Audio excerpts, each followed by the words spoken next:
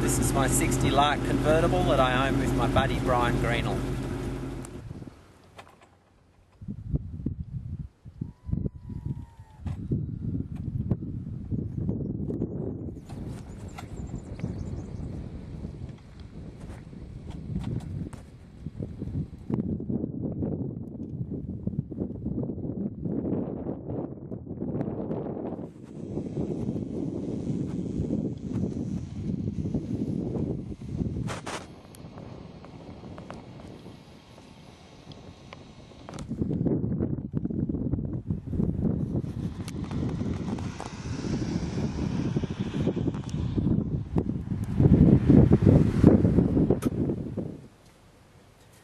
I bought this car in 1987. It came from a guy in Queensland who had imported it from the USA, from California.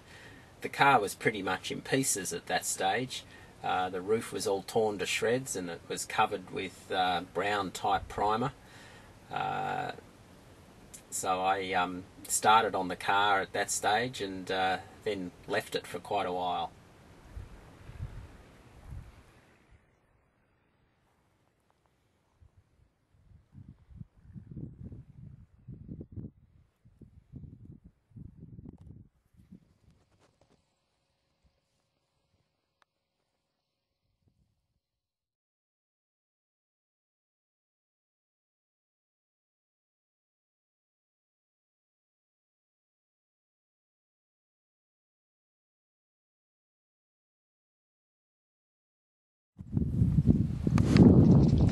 I sold the car to Brian Greenall around about 2000 and he had it for a few years and didn't start restoring it, and then late in 2004 he said he wanted to sell it, and I thought for a bit and said to him, well, how about I buy half of it back off you and we'll both do it. And so that's what happened, and we started restoring it then, and it was on the road a couple of years later.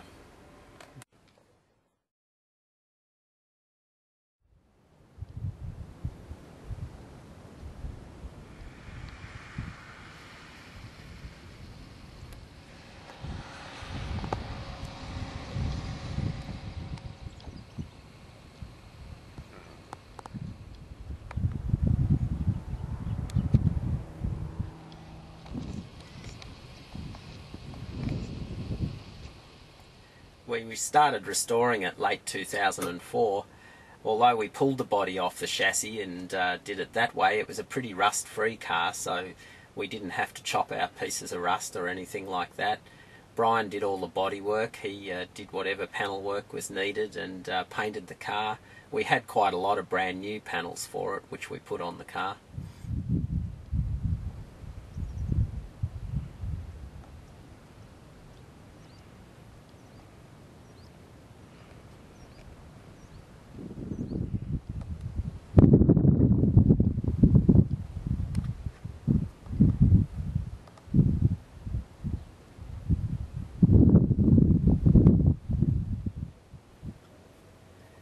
When we did all the mechanical work on the car, we decided to convert it from left to right-hand drive.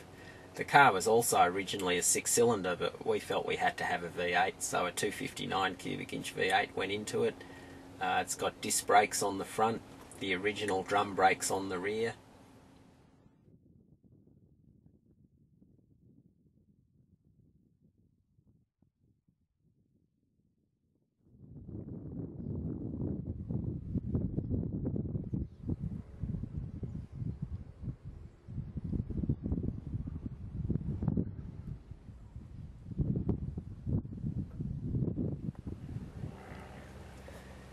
We had the upholstery for the car done locally. It's the same colour as the original, and we were very happy with that job. We rebuilt all the dashboard. We've got new instruments, new knobs. We rebuilt the radio, put an optional clock in it. We found the air conditioning unit on eBay, which is correct for the car, so we're pretty happy about that. Looks very period.